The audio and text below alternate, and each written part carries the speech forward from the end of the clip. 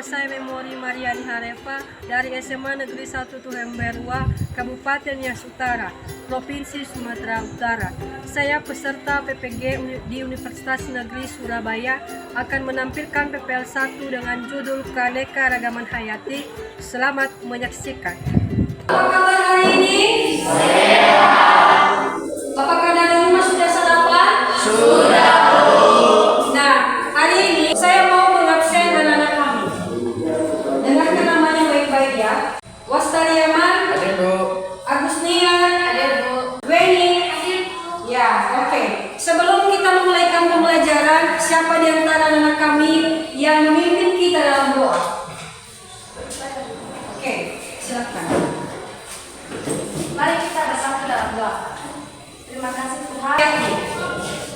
Ya, silakan anak kami Agusnian. Keanekaragaman hayati adalah suatu keberagaman makhluk hidup yang didasarkan pada ciri-ciri yang dapat diketahui melalui observasi atau pengamatannya.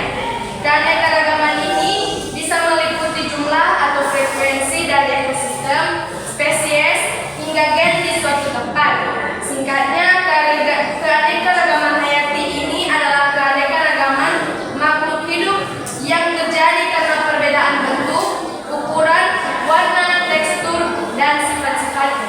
Nah, anak kami sudah menjawab dengan benar di mana keanekaragaman hayati itu adalah akibat perbedaan bentuk, warna, dan gen. Siapa di antara anak kami yang bisa menjelaskan ketiga bagian tersebut? Ya, Elman, maju. Gen adalah substansi kimia sebagai faktor penentu sifat keturunan manusia.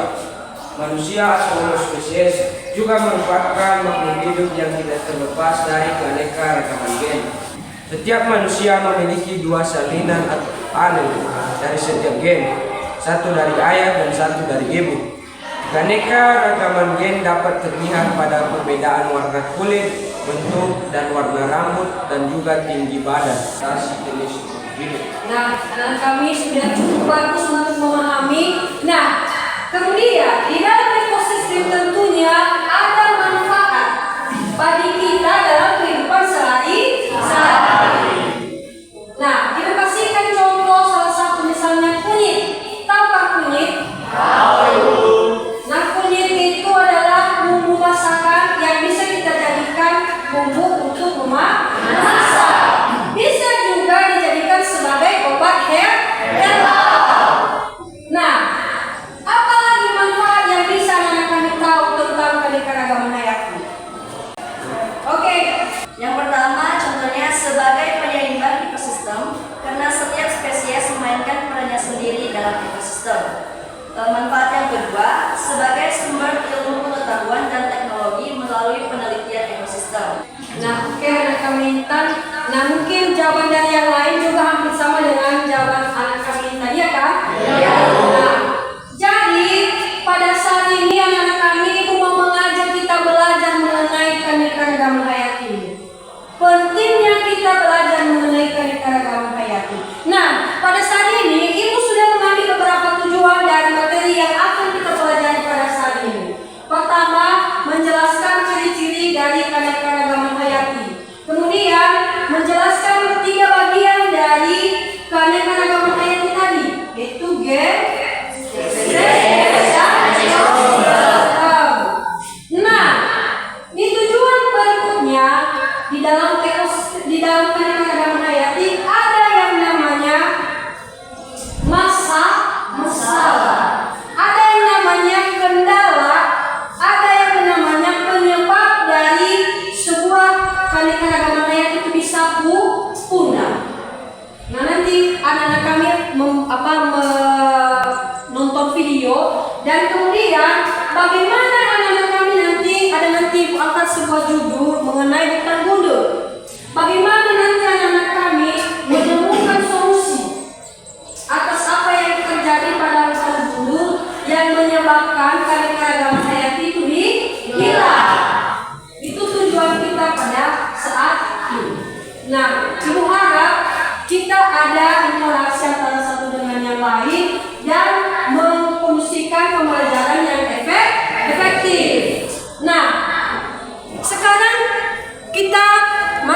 pada materi.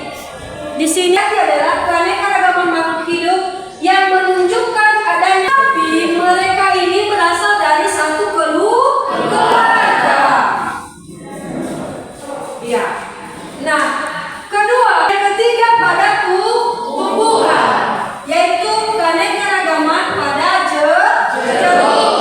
Itu kan nama saja nama jeruk itu tadi. Kemudian keanekaragaman spesies. Nah, di sini dia katakan bahwa menunjukkan adanya jumlah variasi dari jenis-jenis organisme.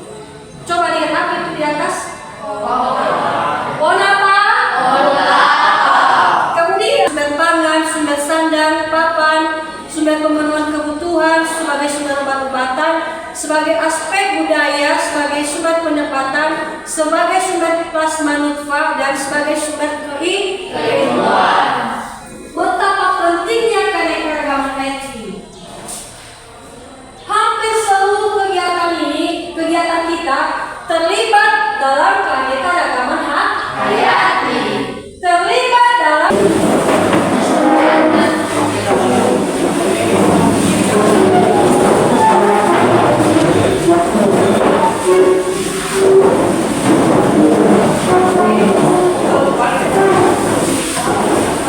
yang terjadi dalam keanekaragaman hayati, yaitu mengenai hutan gundul, menyebabkan keanekaragaman hayati hilang.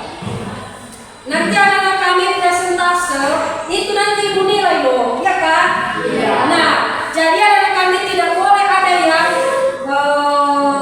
tidak semangat, ya tidak boleh. Jadi anak kami harus bisa. Semua wajib berbicara. Nah,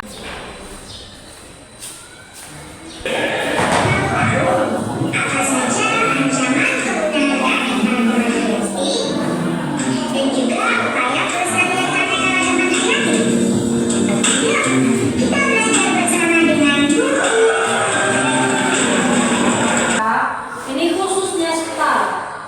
Di sekitar kita pernah kan melihat hutan gundul? Pernah. Ada di sekitar kita. Ada puluhan hektar yang sudah diabaikan oleh orang-orang.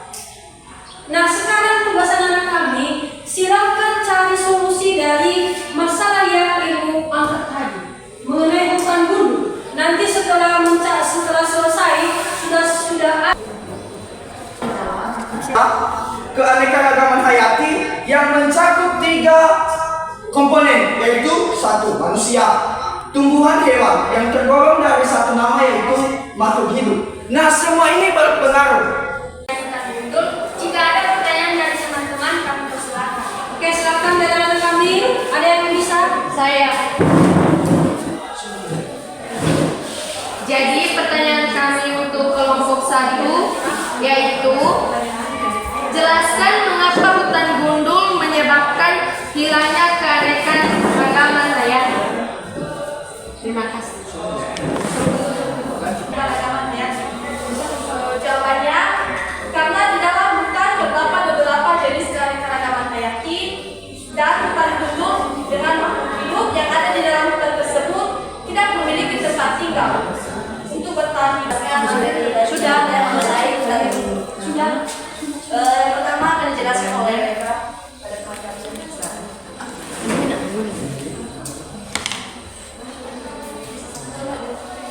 Baik, terima kasih kesempatan yang diberikan kepada kelompok 2. Di sini kita akan membahas tentang hutan gundul. Jadi tadi sudah ada contoh dari teman kita Waska, yaitu hutan gundul. Sudah tidak usah dijelaskan lagi. Lanjut saja kepada berikutnya. Memberikan pertanyaan. Silakan. Yang menjadi pertanyaan saya yaitu mengapa hutan gundul menyebabkan peningkatan bencana alam?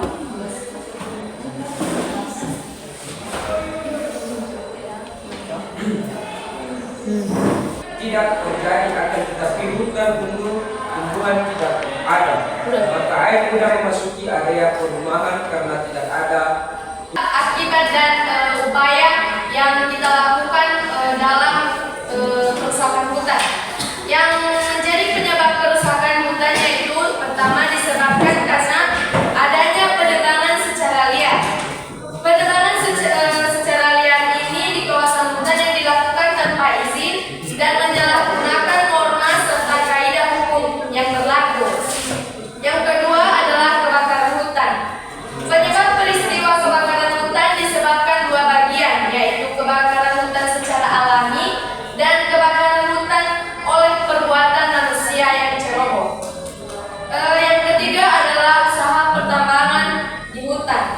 Dan yang keempat adalah transmigrasi.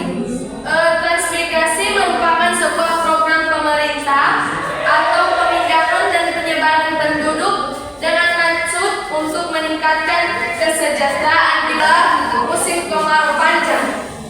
Musim kemarau panjang karena dedaunan yang rontok dan mudah mengering sehingga akan rentan terjadinya kebakaran hutan. Yang ketujuh adalah letusan Gunung Merapi.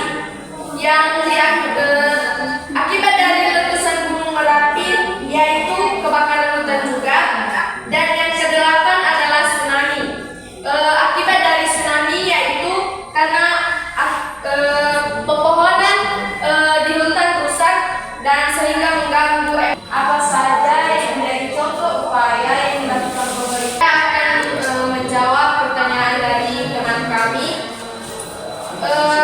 Yang menjadi pertanyaannya tadi adalah apa saja contoh upaya yang dilakukan pemerintah setempat dan masyarakat tentang hutan gundul. Yang pertama adalah memberi pemahaman pada masyarakat tentang pentingnya hutan. Dan yang kedua adalah masyarakat disarankan menggunakan hutan sistem tebang pilih. Dan yang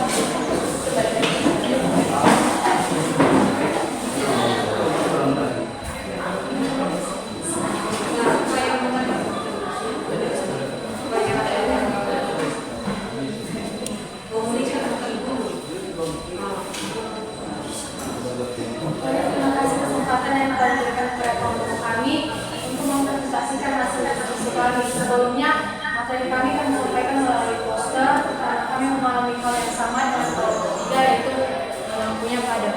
Materinya akan disampaikan oleh teman kami Krisna. Kami beri kesempatan. Di sini kami akan memaparkan apa saja penanganan yang dapat kita lakukan untuk menangani hutan gundul, yaitu dilakukan dengan penanaman kembali. Kita dapat melakukan penanaman kembali tumbuhan baru. Penanaman tumbuhan ini dapat menghasilkan tanaman baru sehingga alam kembali menjadi hijau. Penghijauan ini bertujuan untuk mengembalikan kembali fungsi lahan. Penanaman kembali ini biasanya digunakan untuk penanganan hutan gundul, sehingga dengan menanam kembali tumbuhan baru, hutan gundul dapat berfungsi kembali sesuai dengan fungsi yang sebelumnya. Kemudian, beberapa langkah-langkah yang dapat dilakukan dalam reboisasi. Yang pertama, persiapan meliputi penentuan lokasi sasaran reboisasi, penyiapan organisasi pelaksana, penyusunan tata waktu kegiatan dan pembagian kerja, membersihkan area reboisasi dari konflik agar penanaman dapat berjalan lancar sesuai dengan sosialisasi rencana penanaman, menyiapkan alat dan bahan pengukuran serta menentukan pola tanam, membuat lubang untuk tanaman sesuai dengan pola tanam dan menyiapkan pupuk dasar, bibit.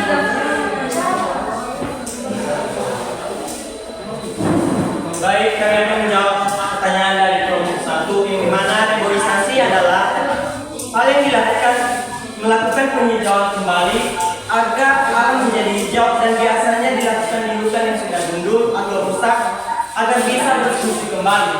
Terima kasih. Bisa diterima? Bisa, Bu. Oke, mantap. Baik, sekian dari diskusi kami. Jika ada kesalahan kata, kami mohon maaf. Oke, berikan aplaus untuk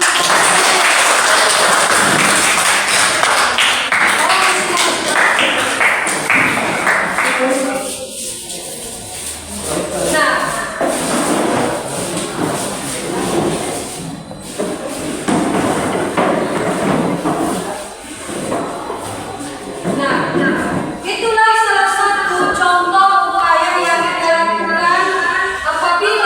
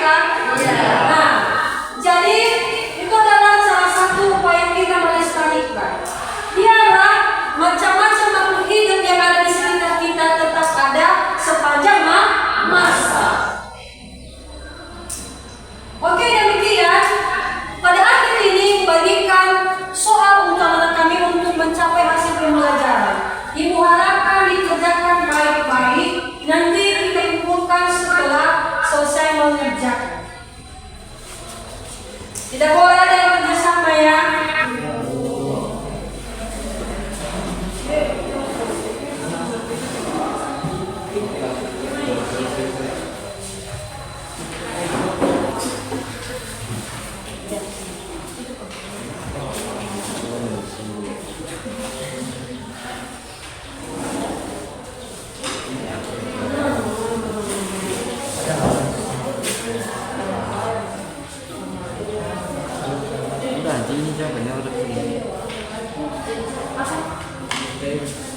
Nah, demikian pembelajaran kita pada hari ini.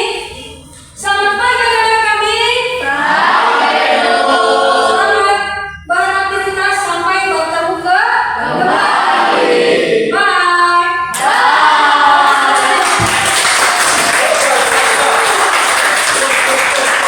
Nah, nanti sesuai dengan janjiku tadi, setelah nanti buat kelompok, ibu bacakan nanti juara-juara yang lebih efektif dalam menyampaikan solusi tadi, ibu akan berikan hadiah. Oke? Demikian penampilan PPL 1 saya.